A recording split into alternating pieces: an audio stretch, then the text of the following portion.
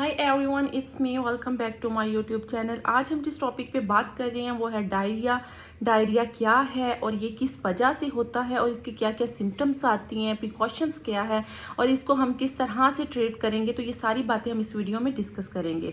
इससे पहले अगर आप लोगों ने मेरा चैनल सब्सक्राइब नहीं किया तो मेरे चैनल को सब्सक्राइब करें, लाइक करें और शेयर करें। तो डायरिया क्या है, मैंने अपनी प्रीवियस जो वीडियो है उसमें कॉन्स्टिपेशन का बताया था कि कॉन्स्टिपेशन जिसको हम कब्ज कहते हैं, तो इसमें वाटर कंटेंट जो है वो कम हो जाते हैं। तो ये डायरिया उसके ऑपोजिट है। तो डायरिया लूज मोशंस को कहते हैं, जिसमें वाटर कंटेंट जो है आपके स्टमक में ज्यादा हो जाती है और ज्यादा आपको एक दिन में 3 to 4 टाइम जो है आपको स्टूल पास हो रहा है, तो उसको हम कहेंगे डायरिया। ठीक है, डायरिया कहते हैं लूज मोशंस को। ये क्यों होता है, इसकी हम कुछ आपको पॉइंट्स बताएंगे। ये डायरिया एक मेजर डाइजेस्टिव डिसऑर्डर है। डाइजेस्टिव डाइजेशन जिसको हम कहते हैं, फूड सही तरीके से जो आपकी डाइजेस्ट ना हुई हो, उसकी सही से ठीक है डाइजेशन ना हुई हो, सही से हजम नहीं होती, तब आपको डायरिया हो जाता है। इसलिए हम इसको डाइजेस्टिव डिसऑर्डर बोलते हैं। इसके अलावा ये क्या किसी इन्फेक्शन की वजह से हो सकता है। वो इन्फेक्शन बैक्टीरियल इन्फेक्शन भी हो सकते हैं और भी बहुत सारी इन्फेक्शन है, उस वजह से भी आपको ये डायरिया हो सकता है। इसके अलावा अगर आप कोई कंटेमिनेटेड फूड खा लेती हैं, सही खुराक नहीं खाते या कोई खुराक ठीक नहीं होती या बदहजमी हो जाती है, उस वजह से भी डायरिया जो होता है हो जाता है। इसके अलावा कुछ रिएक्शंस की वजह से मेडिसिन की रिएक्शंस की वजह से भी डायरिया होता है। और कुछ जो होती है मेडिसिन ऐसी होती हैं, उनके साइड इफेक्ट्स होते हैं जिसकी वजह से लूज मोशन लग जाती हैं। तो ये बहुत सारी ऐसी मेडिसिन है जिसकी वजह से भी लूज मोशन लग जाती हैं। अब जस्ट एंजाइटी और एक्साइटमेंट, अगर आप बहुत ज्यादा खुश हैं या बहुत ज्यादा स्ट्रेस कंडीशन में, ये बहुत सारे लोगों के साथ ऐसे होता है, तो उस कंडीशन में भी जो क्या होता है कि डायरिया हो जाता है। जो है स्टमक के अंदर वाटर कंटेंट ज्यादा हो जाते हैं, खुराक सही से हजम नहीं हो जाती, बहुत ज्यादा एक्साइटमेंट की वजह से या बहुत ज्यादा परेशानी की वजह से, तो इस कंडीशन में भी जो है डायरिया हो सकता है। ये कुछ कंडीशन थी जो मैंने आप लोगों को बता दी। अब यहाँ पे कुछ सिम्टम्स की मैं बात करूंगी कि डायरिया होने के बाद क्या क्या होता है।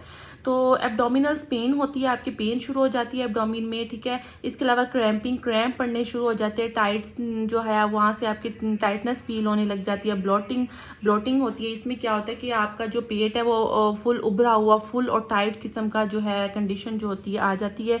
इसके अलावा नाउजिया, आपका दिल वगैरह खराब हो सकता है। इसके अलावा फीवर और ब्लड स्टूल, आपको बुखार हो सकता है इस कंडीशन में, क्योंकि वीकनेस बहुत आ जाती है और वाटर कंटेंट ज्यादा हो जाते हैं। तो बॉडी, क्योंकि एक दिन में 3 से 4 टाइम स्टूल पास हो रहा है, तो इस कंडीशन में जो है बुखार भी हो सकता है और आपके जो स्टूल के साथ ब्लड भी आ सकता है। तो ये कुछ सिम्टम्स थे। अब मैं यहाँ पे ट्रीटमेंट की बात बताऊंगी। तो drink plenty of liquids, otherwise dehydration take place. तो इसमें आपने क्या करना है कि पानी या लिक्विड चीजों का ज्यादा इस्तेमाल करना है ताकि डिहाइड्रेशन ना हो। ठीक है, इसके अलावा कुछ एंटीबायोटिक्स जो है डॉक्टर रिकमेंड करते हैं। बहुत सारे एंटीबायोटिक्स है, अगर किसी इन्फेक्शन की वजह से या कोई एक कंटेमिनेटेड फूड की वजह से आपको डायरिया हुआ है, तो वो एंटीबायोटिक देती हैं, फार्मासिस्ट या डॉक्टर प्रिस्क्राइब करते हैं। तो ये बहुत सारी एंटीबायोटिक्स हैं।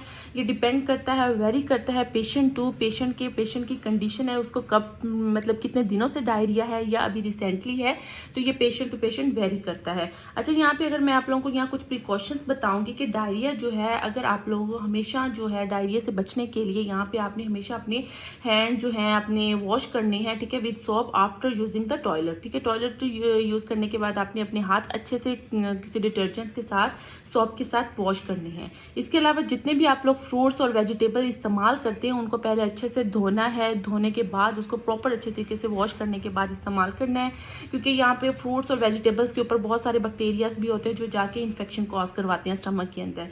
इसके अलावा जो आपने don't eat uncooked meat and eggs. ठीक है, एग्स और जो मीट है इसको आपने प्रॉपर अच्छे तरीके से पका के गला के खाना है ताकि आप लोग इस कंडीशन से बच सकें। Thank you. अगर आप लोगों को मेरी वीडियो इन्फॉर्मेटिव लगी है तो मेरे चैनल को सब्सक्राइब करें। Thanks for watching.